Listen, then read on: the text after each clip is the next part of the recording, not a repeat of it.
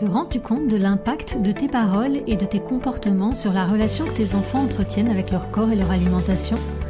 Parfois, ce que nous disons sans y penser peut façonner leur vision du monde, pour le meilleur ou pour le pire. Bienvenue dans Mangerie M, le podcast qui redéfinit ta relation à l'alimentation et à ton corps pour une vie plus épanouissante et authentique. Je suis Chloé De Smet, diététicienne holistique avec plus de 20 ans d'expérience. J'aide les femmes lassées des régimes à abandonner les méthodes restrictives pour une approche plus complète et respectueuse d'elles-mêmes. Si tu cherches à réguler ton poids, apaiser ta relation avec la nourriture et comprendre ton corps, tu es au bon endroit. Mangerie M, c'est un nouvel épisode inspirant chaque lundi dès 7h sur ta plateforme d'écoute préférée. Et pour ne rien manquer, pense à t'abonner. Reste bien avec nous, tu vas adorer ce que nous avons à te partager dans cet épisode. Bonjour à toi. Aujourd'hui, nous abordons un sujet qui nous touche tous de près ou de loin, notre rôle en tant que parents et l'influence que nous avons sur la façon dont nos enfants se voient et se rapportent à la nourriture. Dans nos maisons, les mots et les gestes que nous pensons anodins peuvent avoir un impact profond et durable sur nos enfants. Mon objectif aujourd'hui n'est pas de pointer du doigt ou de culpabiliser, mais plutôt d'éveiller les consciences et d'offrir des perspectives et des outils pour nous aider, nous et nos enfants, à développer une relation saine et équilibrée avec la nourriture et notre corps. Et dans cet espace, nous allons explorer ensemble comment nos propres habitudes, paroles et attitudes peuvent influencer, sans que nous en soyons toujours conscients, la manière dont nos enfants se perçoivent et gèrent leur rapport à l'alimentation. Nous discuterons aussi des pièges, de la communication négative et des stratégies positives que nous pouvons adopter pour encourager nos enfants à avoir une image corporelle saine et une approche équilibrée de la nourriture. Alors installe-toi confortablement et rejoins-moi dans cette discussion importante car il est temps de réfléchir à l'empreinte que nous laissons dans la vie de nos enfants et de découvrir comment nous pouvons la rendre aussi positive et nourrissante que possible. Dans cette première partie d'émission, nous allons plonger dans un sujet essentiel, l'impact que tes propres habitudes en tant que parent peuvent avoir sur tes enfants. C'est pas seulement ce que tu dis directement à tes enfants qui compte, mais aussi la façon dont tu parles de toi-même, de ton rapport à la nourriture et à ton corps. Alors imagine un petit peu cette scène, tu te regardes dans le miroir et tu te dis, peut-être même sans t'en rendre compte, oh là là, j'ai grossi, je dois vraiment perdre du poids. Et même si cette remarque peut te sembler anodine, elle envoie un message puissant à tes enfants sur la façon dont tu évalues ta valeur à travers ton apparence. En fait, ce que ton enfant va comprendre à travers ces mots et à travers cette attitude, c'est que quand tu prends du poids, quand tu te trouves grosse, alors que peut-être ton enfant, tu sais, ça dépend de l'âge qu'il a, mais vers 6-7 ans, même 8 ans, 9 ans, ton enfant, il va te trouver le plus beau, la plus belle du monde. Et de te voir, toi, dénigrer ton corps, en fait, et de te le trouver trop grosse, il va se dire « Ah, attention, ma maman, quand elle est comme ça, ou mon papa, quand il est comme ça, il se trouve trop gros. Donc ça va pas. Et donc moi aussi, je peux pas être trop gros, parce qu'il faut qu'on soit bien, enfin voilà, que je plaise à mes parents, que je fasse tout bien. Et donc, être gros, c'est pas bien. Et donc, il faut perdre du poids. Et il faut faire attention à son poids. Et donc, l'apparence physique est importante. Et voilà, même si tu t'adresses ces mots à toi, peut-être que ton enfant, il va trouver que, si toi, tu trouves que t'as du ventre ou que t'as grossi, lui, il va se regarder et va se dire, moi aussi, j'ai du bidou, ah là là, ça va pas. Et donc, une petite remarque anodine comme ça peut avoir un impact sur ton enfant. Et puis, il n'y a pas que les mots, en fait, tes actions comptent aussi. Pense à la manière dont tu choisis ta nourriture ou comment tu réagis après un repas copieux. Ces comportements-là, en fait, sont observés et souvent imités par tes enfants. Des études ont montré que les enfants, dès le plus jeune âge, commencent à internaliser ces attitudes et ces paroles et ils développent leur propre image corporelle et leur relation à la nourriture basée sur ces observations quotidiennes. Un exemple frappant, c'est celui d'une étude où des chercheurs ont trouvé que des filles de mères préoccupées par leur propre poids étaient plus susceptibles de développer une insatisfaction corporelle donc sur leur propre corps. Ça montre combien tes paroles et tes attitudes peuvent influencer la perception de soi chez tes enfants. Je peux te raconter une anecdote aussi. Il y a quelques années, je suis allée dans l'école de mon fils pour faire une sensibilisation à l'alimentation équilibrée. Et j'étais pas dans sa classe, j'étais dans une autre classe d'enfants de 4e primaire. Donc c'est des enfants de 8-9 ans. Et donc on parlait d'un petit peu de tout. Et puis je me souviens d'un moment, ça m'a vraiment frappée, ça m'a marquée. On parlait des féculents, donc des pâtes, des pommes de terre, du pain. Et j'ai plusieurs petites filles, il n'y en avait pas qu'une seule, il y avait plusieurs petites filles de 9 ans qui nous ont dit que elles mangeaient pas de féculents le soir parce que ça faisait grossir et parce que leur maman n'en mangeait pas et donc elles n'en mangeaient pas non plus pour contrôler leur poids. À 9 ans. Je ne sais pas si ça te choque autant que moi, j'étais sidérée. J'étais vraiment sidérée. Donc à 9 ans, ces petites filles ont déjà des préoccupations concernant le poids.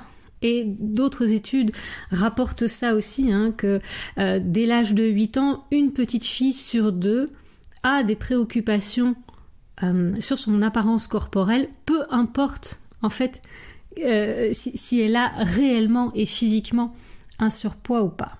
Mais donc une petite fille sur 2, dès l'âge de 8 ans, se préoccupe déjà de son apparence physique et de ce qu'elle mange en fonction de son apparence physique et est prête déjà à faire un régime. Et donc c'est crucial de prendre conscience que nos propres habitudes et la manière dont on les expose à nos enfants ont un impact très très important. Ça signifie pas qu'on doit être parfait, loin de là, il n'y a personne qui est parfait, il n'y a pas de parents parfaits, on fait tous du mieux qu'on peut, mais je voudrais juste t'inviter à être conscient de tes actions et de tes paroles. Et donc, dans la prochaine partie, ici, on va aborder un petit peu les pièges de cette communication négative, comment éviter de tomber dans ces schémas. Alors, ici, je voudrais que tu considères vraiment l'impact de cette communication négative. Tu sais, ce sont ces petites phrases qu'on lance sans y penser et qui peuvent s'ancrer profondément dans l'esprit des enfants. Un exemple très banal, c'est « Oh là là, je ne devrais pas manger ça, ça fait grossir ». Alors cette phrase, elle peut être dite à la légère, tu sais, c'est vraiment sans y penser, c'est tellement inconscient, c'est tellement ancré dans notre inconscient collectif. Mais cette phrase, elle véhicule l'idée que la nourriture est directement liée à l'image corporelle négative. Et pour un enfant, ça peut se traduire par une peur de certains aliments et une association entre manger et culpabilité. Donc c'est ce que je te disais, cette petite fille en 4e primaire qui ne mangeait plus de féculents le soir comme leur maman, ou il y en avait certaines aussi qui avaient arrêté de manger du sucre. Alors tu sais, c'est comme une enfant peut le faire, donc il y a par moments elle va arrêter de manger des bonbons et des sucres, et puis par d'autres elle va se gaver de compotes et de jus de fruits, et donc il y a cette éducation qui n'est pas encore faite, cette connaissance qui n'est pas acquise, et donc ce sont des comportements qui n'ont pas beaucoup de sens non plus, mais elles ont quand même internalisé une relation négative entre certains aliments et le poids, ou parfois la santé aussi. Ça pourrait être un message aussi à table: oh là là, j'ai grossi, je vais faire attention à ce que je mange. Alors, cette phrase, elle instille l'idée que le poids, c'est quelque chose à surveiller constamment et que l'alimentation doit être contrôlée dans un but esthétique. Alors là aussi, peut-être que c'est une préoccupation de ta part, mais encore une fois, pense à 8-9 ans que cette phrase-là, elle peut être internalisée par tes enfants et qu'il peut se construire et grandir avec ça. Et en fait, un enfant de 8-9 ans ne devrait pas avoir de préoccupation du côté de son poids. Et on en reparlera un petit peu parce que je sais qu'il y a beaucoup de parents qui sont inquiets de savoir si le poids de leur enfant est dans les normes et à partir de quel moment il faut s'en inquiéter. On en reparlera dans la dernière partie ici de cet épisode. Mais retiens qu'un enfant, sauf dans des cas super extrêmes, un enfant ne peut jamais maigrir. C'est un enfant qui maigrit, c'est un enfant qui est malade et qu'on emmène chez le pédiatre ou à l'hôpital. Donc, l'enfant ne devrait pas avoir de préoccupation concernant son poids. Et ces petites phrases, voilà, qu'on distille, et ces phrases qui sont négatives, en fait à notre encontre, qu'on ne destine absolument pas à nos enfants, elles peuvent résonner très longtemps dans leur petite tête, et elles posent parfois les fondations d'une relation compliquée avec la nourriture. Les enfants en fait apprennent par imitation. Et si tu te critiques constamment, si tu critiques ton corps ou ta façon de manger, eh bien ils peuvent commencer à voir leur propre corps et habitudes alimentaires à travers ce prisme de jugement. Ces mots peuvent aussi créer une pression pour correspondre à un certain idéal corporel. Un enfant peut commencer à penser que pour être aimé ou accepté, il doit ressembler à l'image projetée par ses parents.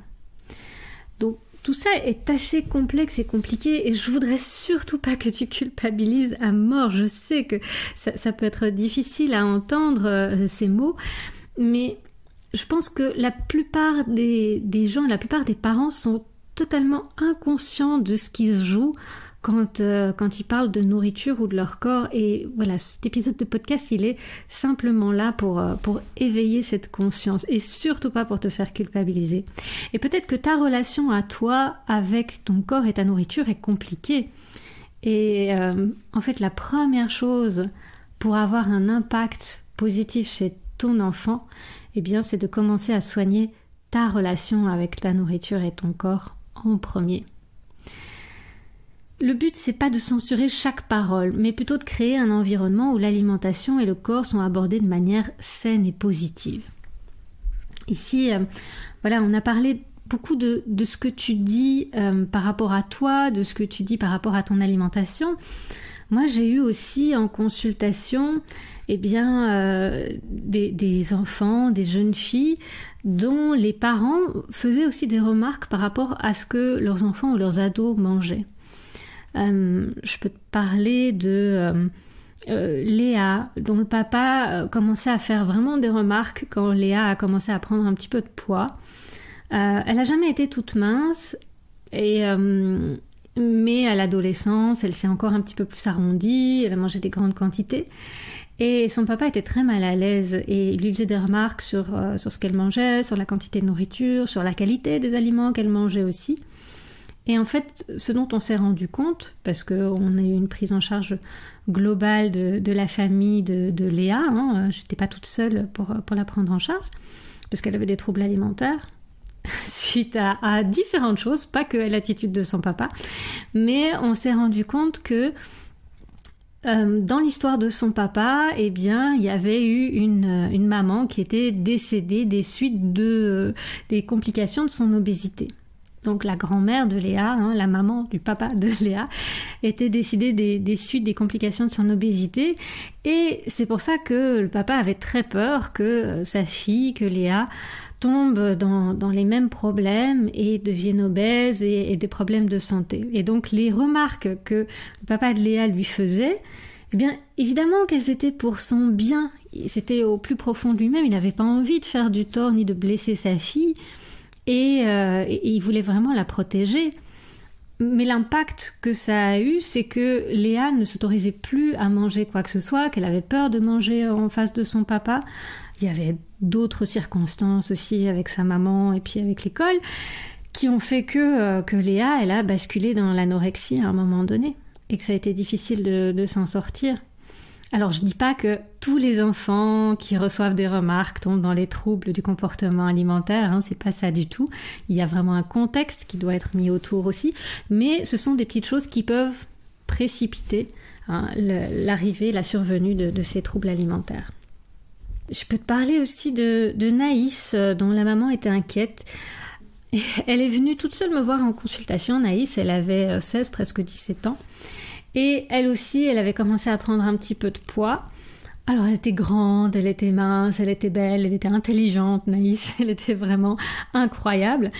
Mais tout d'un coup, elle a été très inquiète par rapport à son poids, et du coup très inquiète par rapport à ce qu'elle mangeait.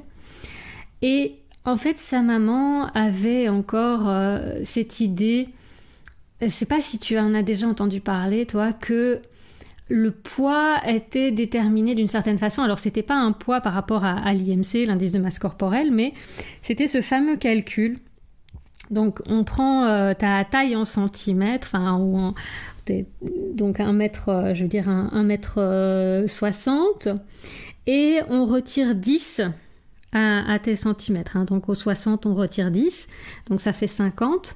Donc tu ne devrais peser que 50 kilos et tu pourrais pas dépasser plus. Donc c'était la taille moins 10. Je sais pas si tu avais déjà entendu parler de ce petit calcul.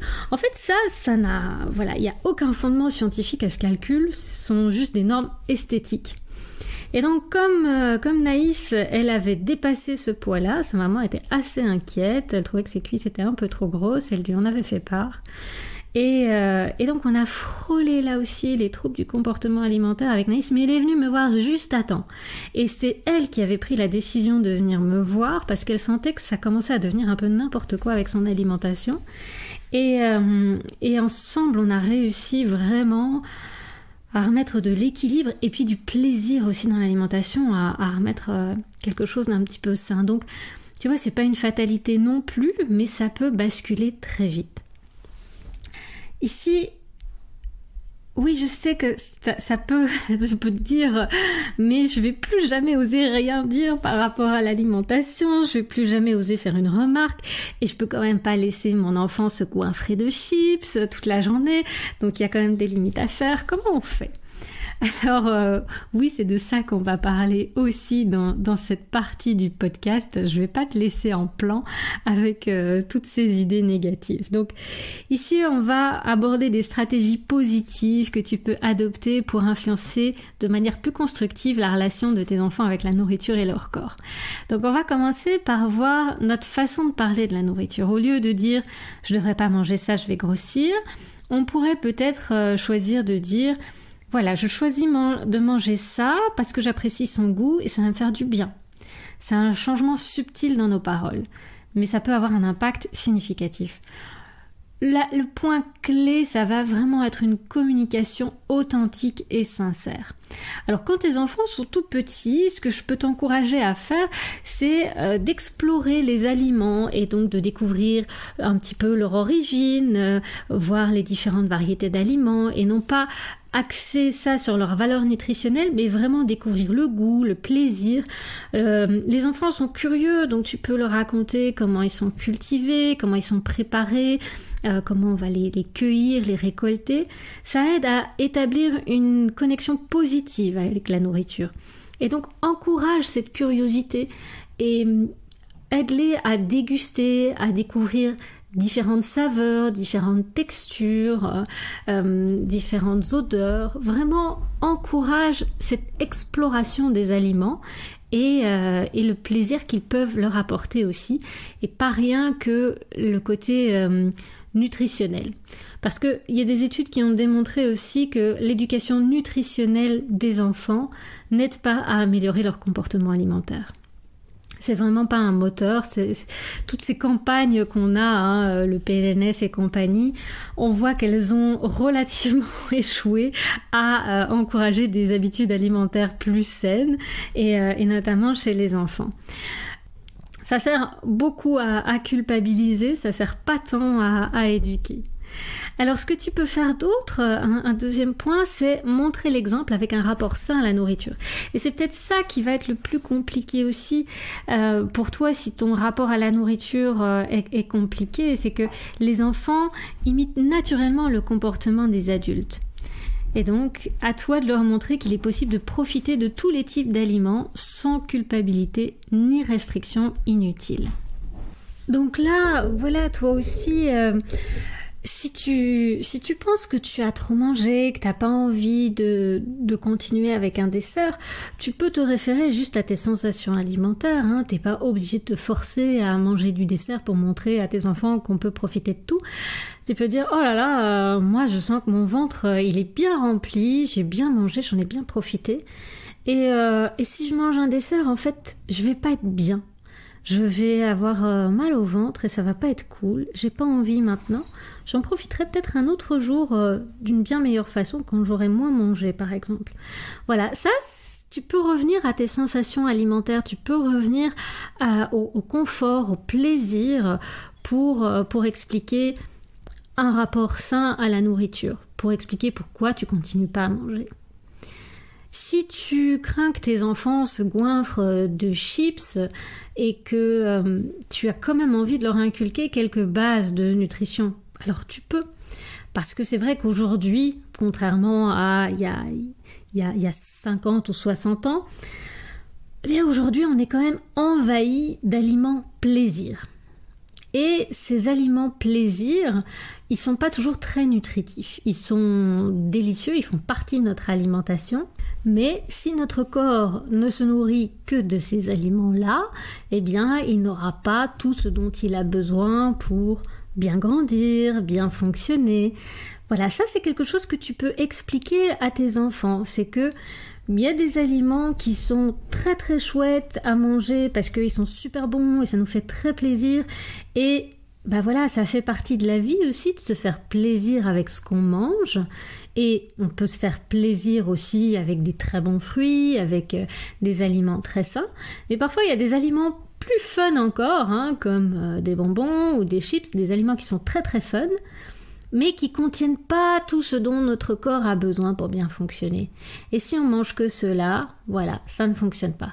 Donc tu peux leur expliquer que, ces aliments-là, tu peux les manger, mais s'ils prennent la place des aliments qui contiennent toutes les vraies vitamines et minéraux, ça va pas bien fonctionner dans leur corps, ils pourront pas avoir plein d'énergie pour jouer avec leurs copains, bien réfléchir à l'école.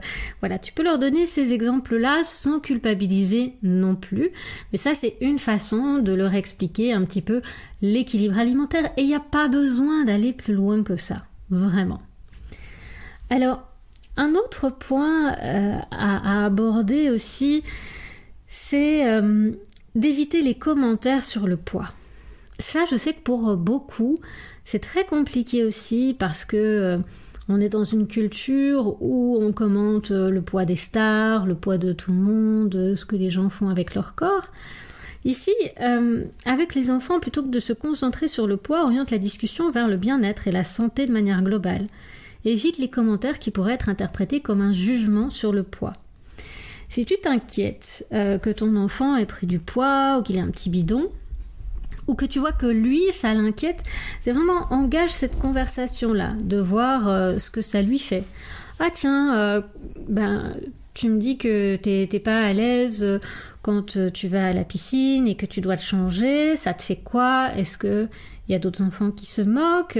Donc tu peux vraiment engager la conversation là-dessus et lui demander si ça l'empêche de faire certaines choses, comment il se sent dans son corps, est-ce que son corps il est assez fort pour faire toutes les activités qu'elle a envie de faire. Voilà, donc ça c'est une conversation que tu peux commencer à avoir avec ton enfant sur son corps, mais en évitant de faire un commentaire sur son poids ou la taille de son corps. Ensuite, si tu es préoccupé, c'est vrai qu'on parle beaucoup d'activité physique aussi, et l'activité physique qui est présentée dans le monde du fitness, elle a un but, c'est de faire maigrir et de contrôler son image corporelle. Chez les enfants, je t'encourage réellement à bannir cette idée-là et à présenter l'activité physique comme une source de joie et de plaisir, et pas comme une obligation ou un moyen de contrôler le poids. Et donc tu peux trouver des activités qui plaisent à toute la famille, qui sont vraiment récréatives. Ça ne doit pas forcément être un sport, mais une activité qui vous fait bouger tous ensemble. Et encore une fois, c'est toi qui es le meilleur exemple aussi, donc prends du plaisir aussi à bouger.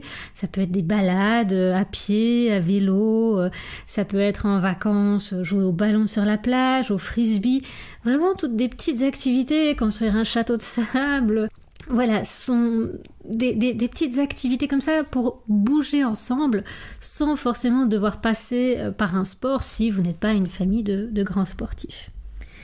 Et puis, en 5e point, on peut parler de la cuisine. Et je t'ai déjà parlé un petit peu de l'exploration alimentaire, mais la cuisine, c'est vraiment un merveilleux terrain d'apprentissage. Et tu peux encourager tes enfants à cuisiner un petit peu avec toi. C'est une excellente façon d'explorer de nouveaux aliments, d'apprendre comment ils sont préparés et de partager aussi le plaisir de les manger. Et puis, je sais pas, peut-être qu'en m'écoutant, tu as déjà été un peu en contact avec l'alimentation intuitive. Et donc, moi je t'invite à apprendre à tes enfants à écouter leur corps, à reconnaître les signes de faim, de satiété, mais pas que ça aussi, à respecter leurs signes de fatigue, le besoin de repos, et notamment aussi à reconnaître les émotions qui viennent s'inscrire dans le corps. C'est hyper important de leur donner vraiment des outils pour mettre des mots là-dessus, pour mettre des mots sur leurs sensations corporelles, que ce soit au niveau de l'alimentation ou que ce soit au niveau des émotions. Puisque là aussi, les émotions qui sont un petit peu refoulées, enfuies ou qui ne sont pas suffisamment bien reconnues, elles peuvent venir se traduire par des comportements alimentaires inadaptés. Et donc ici, en adoptant toutes ces stratégies, tu ne crées pas seulement un environnement familial où la nourriture est associée au plaisir et à la découverte, mais tu vas aider tes enfants à développer une relation saine et équilibrée avec leur alimentation et leur corps. Donc ici, ce sont des grands principes. Je vais te donner dans la prochaine partie de mon podcast ici quelques astuces, quelques outils concrets aussi. Mais avant qu'on passe à cette partie-là, je voudrais te parler de quoi faire quand tu as des inquiétudes pour le poids de tes enfants. Ça, forcément, c'est une question que j'ai souvent puisque les parents m'appellent pour des consultations. Donc, j'ai souvent des gens qui viennent me voir en me disant « Ah oui, je pense que mon enfant a un petit problème avec son poids » ou « à la visite médicale, on m'a dit que ». Et donc, que faire ?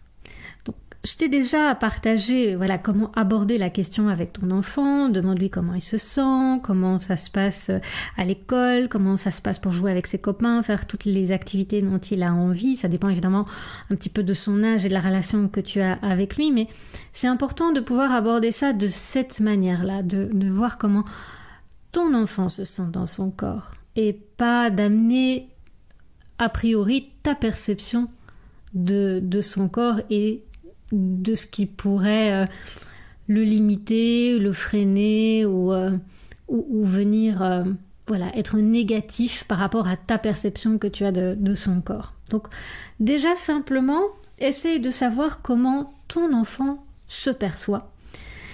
Et si tu as des inquiétudes, peut-être que tu peux essayer de voir ce qui a changé dernièrement aussi dans la vie de ton enfant.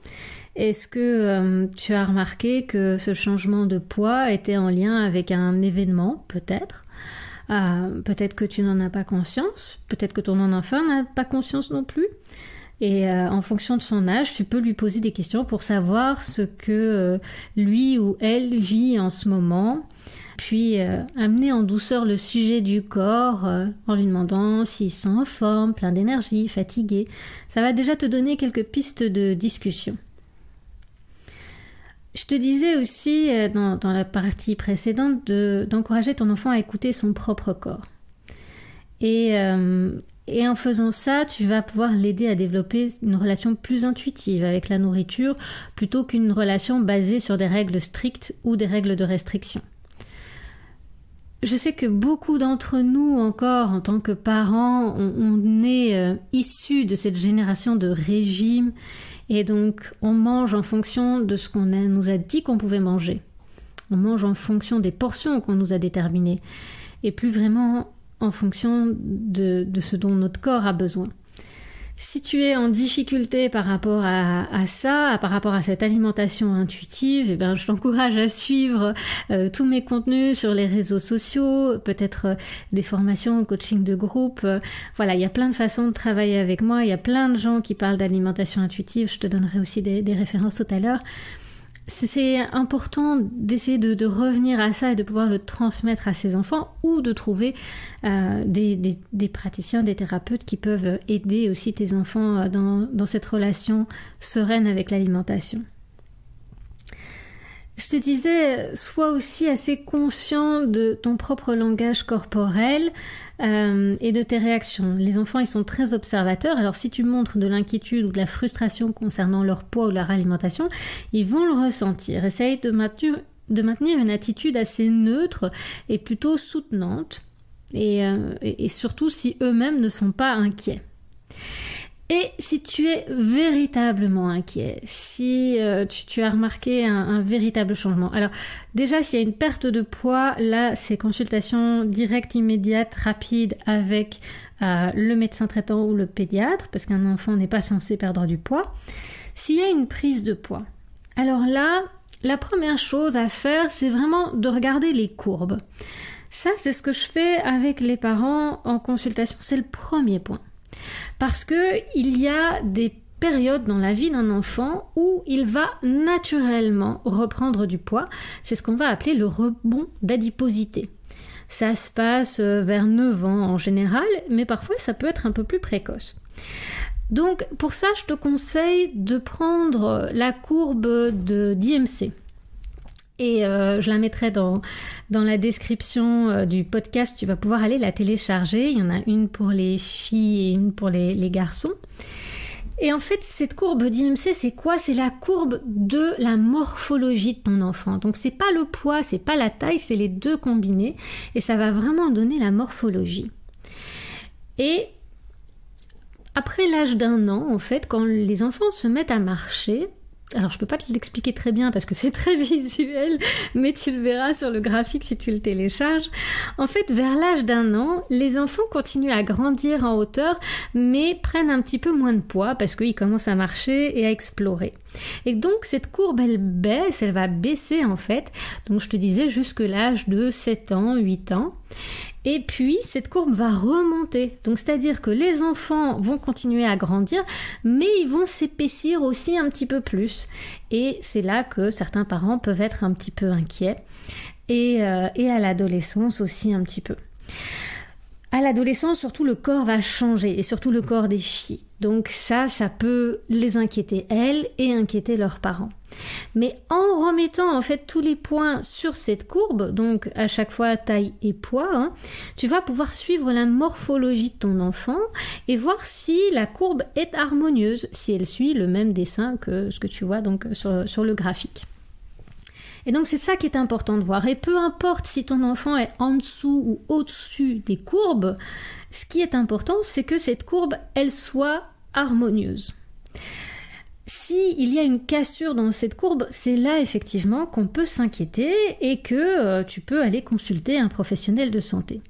Et je t'encourage d'ailleurs, toi d'abord, si c'est toi qui es inquiète, à prendre contact toi-même avec le professionnel de santé et de faire ce premier rendez-vous sans ton enfant. C'est pas nécessaire. Donc si tu as toutes les données, si tu as toutes les infos concernant sa courbe, eh bien tu peux aller discuter un petit peu avec le professionnel de santé parce que si ton enfant est petit, c'est toi qui t'occupe aussi de son alimentation. Donc tu sais ce que tu lui donnes à manger, tu sais ce qu'il mange au cours des journées. Quand ce sont des ados, ils sont un peu plus autonomes, donc là il y a un intérêt à ce qu'ils viennent aussi en consultation. Mais pour les petits, tu peux tout à fait prendre ce premier rendez-vous sans ton enfant, justement pour ne pas lui transférer ton inquiétude s'il n'y en a pas spécialement à avoir. Et peut-être d'ailleurs que s'il y a des changements alimentaires à faire, tu vas pouvoir les faire sans forcément les lui mentionner. Et tu vas pouvoir faire ça de manière tout à fait naturelle, sans que ton enfant soit préoccupé par ça. Voilà. Mais peut-être qu'il y aura besoin aussi que ton enfant vienne en consultation. Ça, tu le verras avec ton professionnel de santé. Donc, tu peux vraiment, si tu es inquiet, partager cette inquiétude à ton médecin ou un diététicien qui pourra te fournir des conseils adaptés et aider à établir des objectifs de santé réalistes pour ton enfant. Je te rappelle qu'on ne fait pas maigrir des enfants. Donc, sauf dans des cas vraiment extrêmes, et il y a des protocoles qui servent à déterminer dans quel cas il est justifié de faire maigrir un enfant, mais ça se fait de toute façon jamais sans l'accord du médecin ou du pédiatre, et ce sont vraiment dans des cas assez extrêmes.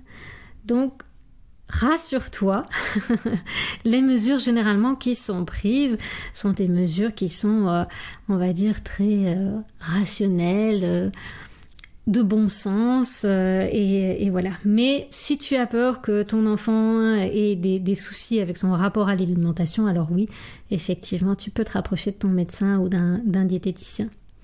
Et puis surtout, rappelle-toi que ton rôle en tant que parent, c'est de fournir un environnement soutenant où ton enfant peut développer de saines habitudes. Ça inclut proposer une variété d'aliments, de favoriser un mode de vie actif et surtout de montrer de l'amour et du soutien inconditionnel.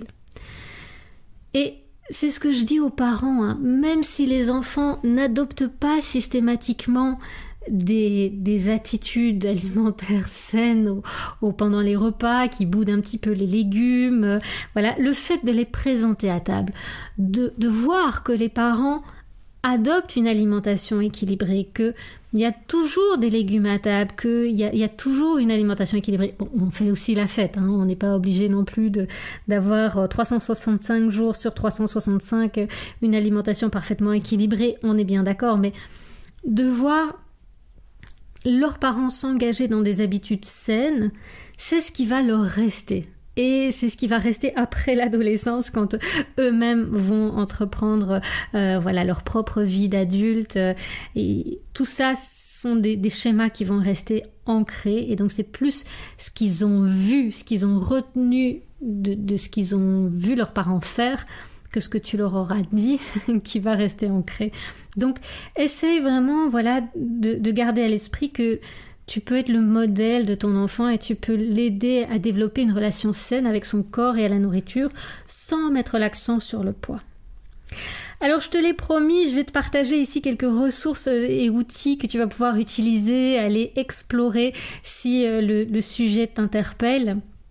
Je sais que j'ai lancé comme ça plein d'idées, j'étais peut-être affolée un peu, j'en suis désolée si c'est ce qui est arrivé, mais je vais te donner des outils pour que tu ailles explorer ce sujet un peu plus en détail. Donc, si tu as besoin de ressources pour t'aider dans ta démarche, pour soutenir tes enfants de manière bienveillante et informée, eh bien, je vais te les partager ici parce que, soyons honnêtes, naviguer dans le monde de l'alimentation et de l'image corporelle, ça peut être complexe, surtout en tant que parent.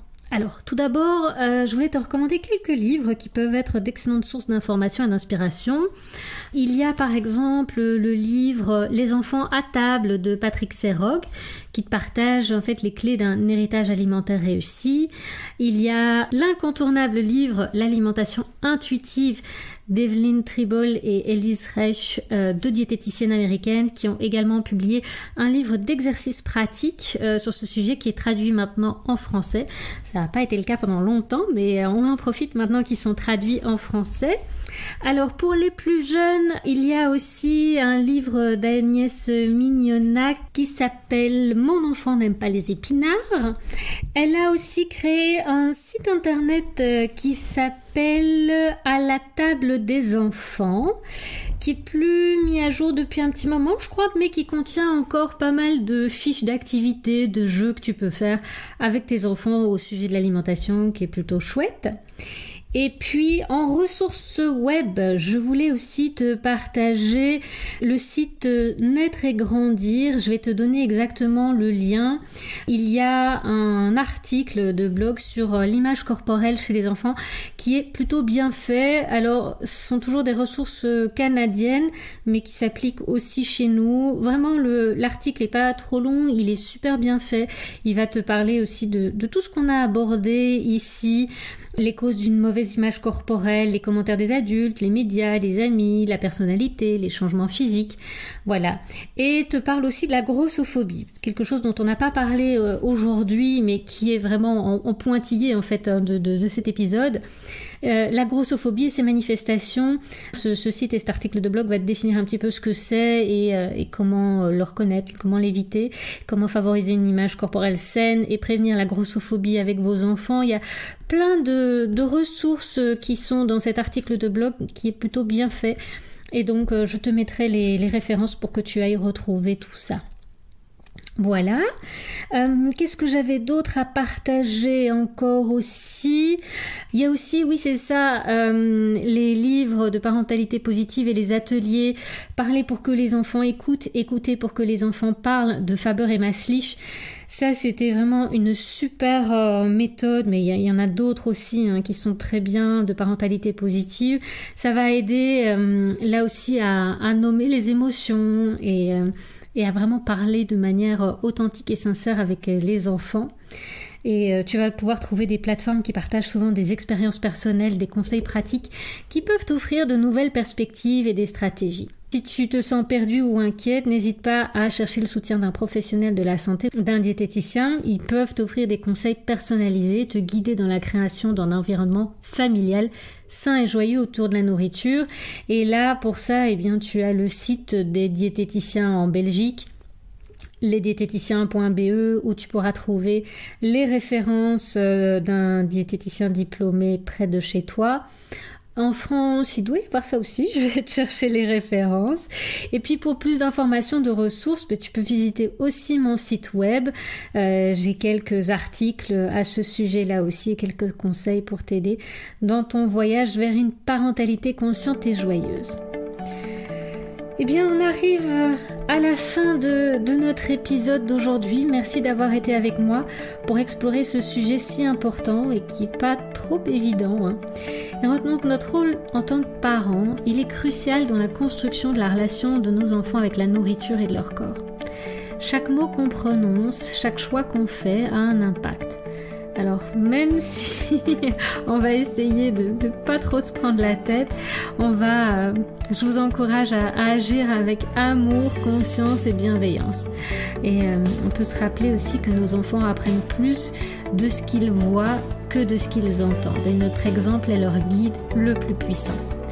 En créant un environnement familial où la nourriture est une source de joie et de santé, où le corps est accepté et aimé tel qu'il est, nous posons les fondations d'une relation saine et équilibrée avec l'alimentation et l'image corporelle pour nos enfants. C'est un cadeau inestimable que nous leur offrons, celui d'une vie équilibrée et heureuse. Merci encore pour ton écoute et ta présence. J'espère que cet épisode t'aura apporté des éclairages et des outils pour accompagner tes enfants sur le chemin du bien-être et de l'amour pour soi. Et si ce sujet t'a parlé, je t'encourage à partager tes expériences et stratégies réussies dans les commentaires. Ton histoire pourrait inspirer d'autres parents à adopter une approche plus positive et consciente. Et n'oublie pas de t'abonner à Mangerie M pour ne manquer aucun de nos épisodes. Ensemble, explorons les multiples facettes de notre relation à la nourriture et notre corps. Tu peux également visiter mon site web www.chloedesmet.com pour accéder à encore plus de ressources, d'articles et de conseils pour t'accompagner dans ton parcours d'alimentation consciente et de bien-être. Merci d'avoir écouté et jusqu'à la prochaine fois, prends bien soin de toi et des tiens. À très bientôt.